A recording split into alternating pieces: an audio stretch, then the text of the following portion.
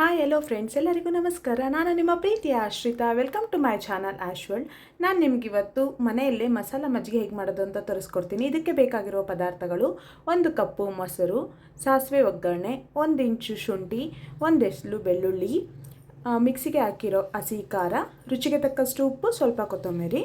ಈಗ ನಾನು ಶುಂಠಿ ಮತ್ತು ಬೆಳ್ಳುಳ್ಳಿನ ಪೇಸ್ಟ್ ಮಾಡ್ಕೊತಾ ಇದ್ದೀನಿ. ಕುಟ್ಟಿನ ಕೈಯಲ್ಲಿ ನುಣ್ಣಗೆ ಪೇಸ್ಟ್ ಮಾಡ್ಕೋಬೇಕು. ಇದನ್ನು ನೋಡಿ ಈ ರೀತಿ.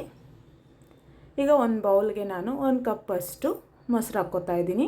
250 ಗ್ರಾಮ್ಸ್ ಇರುತ್ತೆ ಈ ಮೊಸರು. ಇದನ್ನು ಹ್ಯಾಂಡ್ ಬ್ಲೆಂಡರಿಂದ ಮಿಕ್ಸ್ ಮಾಡ್ಕೋತಾ ಇದ್ದೀನಿ. ತರಿ ಇರಬಾರ್ದು, ಸೊ ಆವಾಗ ಚೆನ್ನಾಗಿರುತ್ತೆ ಮಜ್ಜಿಗೆ. ನಮಗೆ ಕೊತ್ತಂಬರಿ ಸೊಪ್ಪು ಹಾಕ್ಕೋತಾ ಇದ್ದೀನಿ. ಈಗ ಹಸಿಮೆಣಸಿನ್ಕಾಯಿ ಖಾರ, ರುಚಿಗೆ ತಕ್ಕಷ್ಟು ಉಪ್ಪು,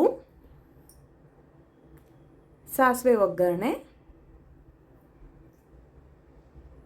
ಶುಂಠಿ ಮತ್ತು ಬೆಳ್ಳುಳ್ಳಿನ ಪೇಸ್ಟ್ ಮಾಡ್ಕೊಂಡಿದ್ನಲ್ಲ ಅದನ್ನು ಹಾಕ್ಕೋತಾ ಇದ್ದೀನಿ. ಇವಾಗ ಇದನ್ನೆಲ್ಲ ನಾನು ಚೆನ್ನಾಗಿ ಮಿಕ್ಸ್ ಮಾಡ್ಕೋಬೇಕು. ಈಗ ಇದಕ್ಕೆ ನಾನು ನೀರು ಹಾಕ್ಕೋತಾ ಇದ್ದೀನಿ. 2 ಗ್ಲಾಸಷ್ಟು ನೀರು ಹಾಕ್ಕೋತಾ ಇದ್ದೀನಿ.